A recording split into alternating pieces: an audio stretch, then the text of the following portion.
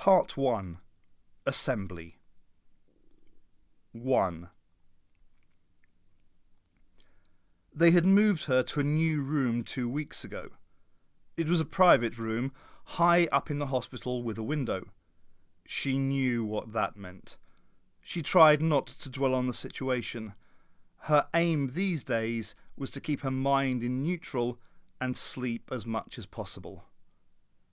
It would be nice, she thought, if it could happen whilst she was asleep. But it wasn't so easy getting to sleep anymore. Her body was weak, and the medication should have helped. But her mind seemed sharper and more active than ever.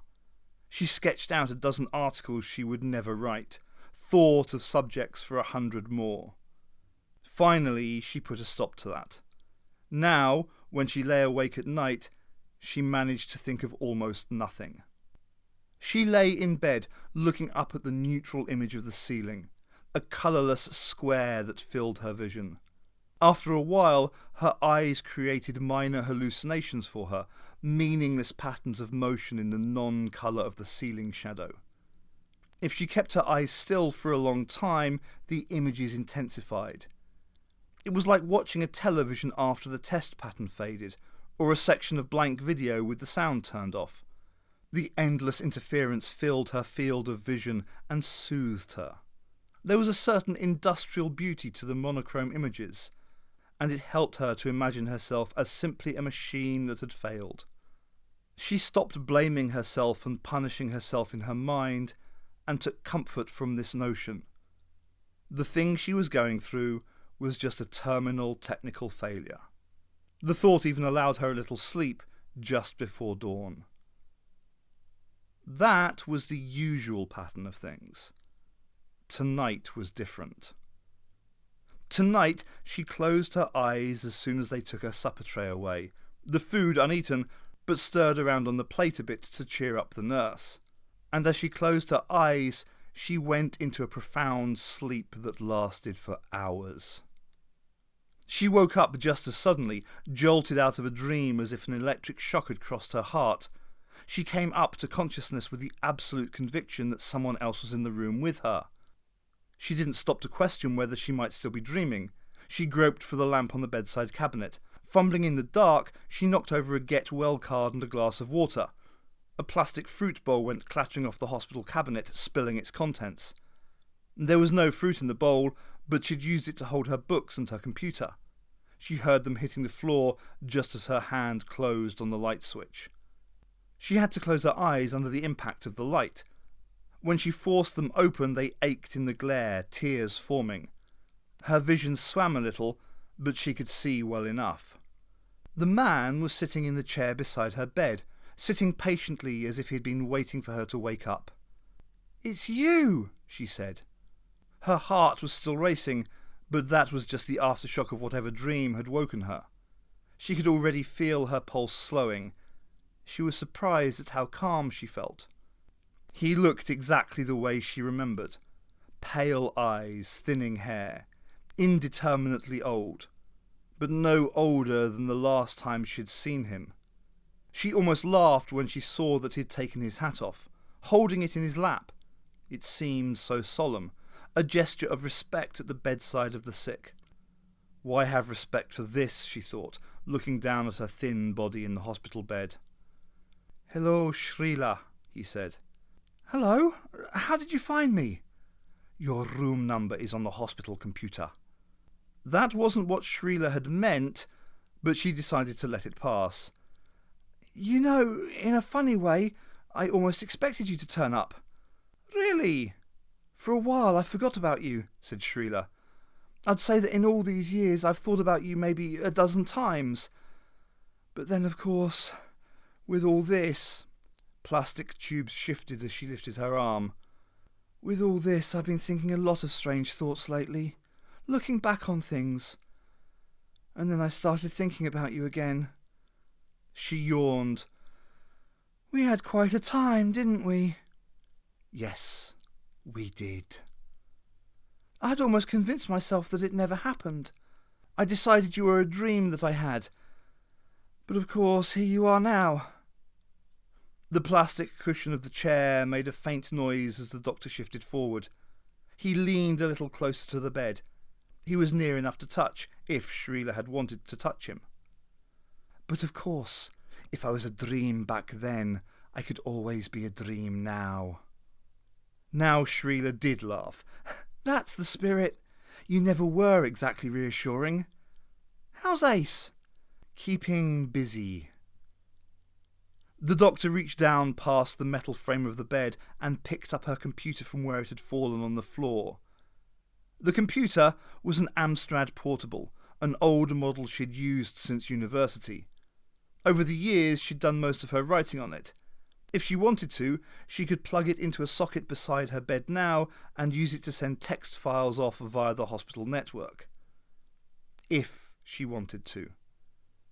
Shrila didn't see herself using the Amstrad again.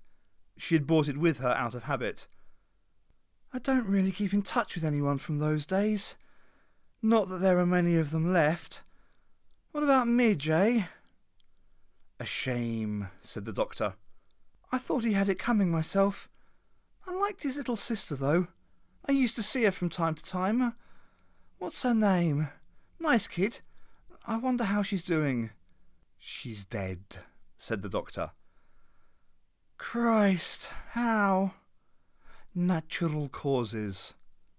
You mean her immune system went? The doctor nodded. Shrila sighed and sank back on her pillows.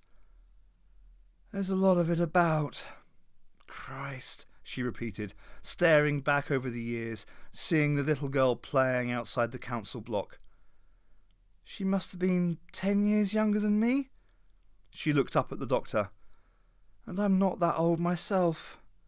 He was bending over again, picking up the books that had fallen on the floor. It's funny, really. That time with you I could have been killed so easily. Died any time. So I lived through all that and end up like this. You had the years in between, said the doctor. Just a postponement. That's all anyone has. Shrila waved a hand. She couldn't manage to shrug any more. You know what my big mistake was? No. I didn't eat the food or drink the water, but I still breathe the air. The doctor straightened up. He had the books she'd spilled on the floor. He put them back into the fruit bowl one at a time, looking at each one. Several of them were Shrila's books, her own articles collected in paperback.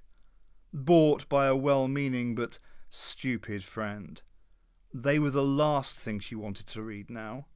She waited for the doctor to put the last book down. Then she asked the question she had to ask. Listen. Yes. You rescued me once before. Can you rescue me now? The doctor shook his head. No, I didn't think so. She turned her head away into the pillow so he wouldn't see her face. It wasn't the sting of light this time. The doctor sat patiently, waiting until her voice was steady enough for her to speak again. So what do you want? I need your help. Shrila laughed again. Oh, come on. Me help you? Now? The doctor handed her several sheets of paper. They felt slippery, like old-fashioned fax output. The typing on them was double-spaced, large lettering. It took only 5 minutes for Shrila to read the article. Once she looked up at the doctor. Are you sure telekinesis is the word you want? The doctor just nodded. When she finished reading the article, she set the papers on the bed beside her and lay back on the pillow. Pretty good. A few too many adjectives, but it's my style. It would certainly fool my editors. Good. You want me to claim authorship of this? Yes. I'm a science writer, said Shrila. The phenomena you're describing falls into the category of what I'd describe as pseudoscience. Superstition. Dross. Nonetheless, said the doctor, I'd like you to put your name on it and send it to your editor. Look at me, said Shrila. The doctor was looking at her, his disturbing eyes watching her face, waiting. I've never lied in my writing, and I've made damned few mistakes. I've certainly never delivered propaganda for anyone. I know, said the doctor. At this point in my life, I don't have a hell of a lot left. No. And now you want to take that away. It's necessary. What will you use it for? Disinformation. To confuse the enemy, eh? Tell me, who is the enemy this time? The doctor said nothing. You know what I think sometimes, said Shrila. I think sometimes that perhaps you're the enemy. The room was quiet.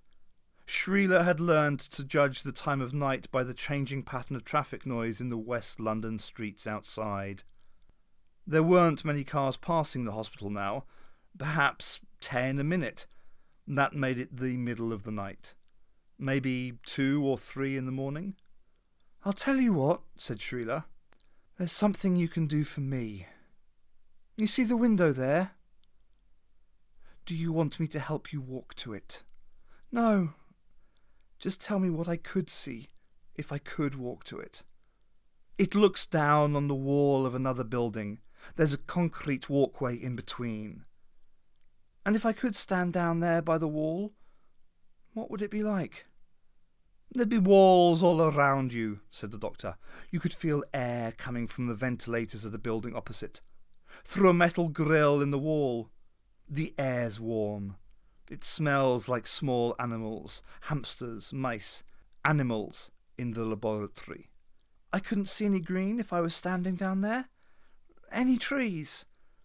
No, said the doctor. What about the fields across from the hospital? The grass is yellow on all of them. There were some trees there.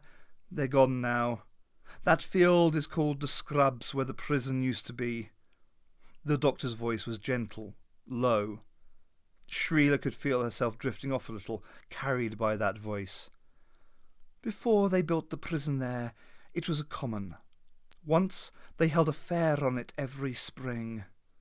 When was that? Shrila heard her own voice at a distance. It was an effort to speak. A long time ago. Before that, it was marshland. Was it green then? Very green. There were birds wading in the water. You could see them bending down to catch fish. Shrila could see the birds, pale under a grey sky, dipping down to disturb their reflections in the calm fen water. Could you see any people? No. It must have been nice then. Listen. She touched the plastic tube that ran into the vein on her arm. They keep upping my medication. Every day now. That must mean something. Yes. If you've been in the hospital computer, you'll know what my status is. She swallowed. The only thing she didn't like about the drugs was the way they made her mouth dry. How long have I got? The doctor was silent. Weeks? Days? He sat there saying nothing, eyes lowered so she couldn't read them. Hours? She said. He looked up at her. The silence held for a full minute. Finally, Shrila cleared her throat. It was an unsettling sensation these days. She could feel the shifting of all sorts of unfamiliar muscular structures. She looked down at the bedclothes, her computer keyboard laying on the clean hospital covers close to her pale hand. Well, I'd better get started then, she said.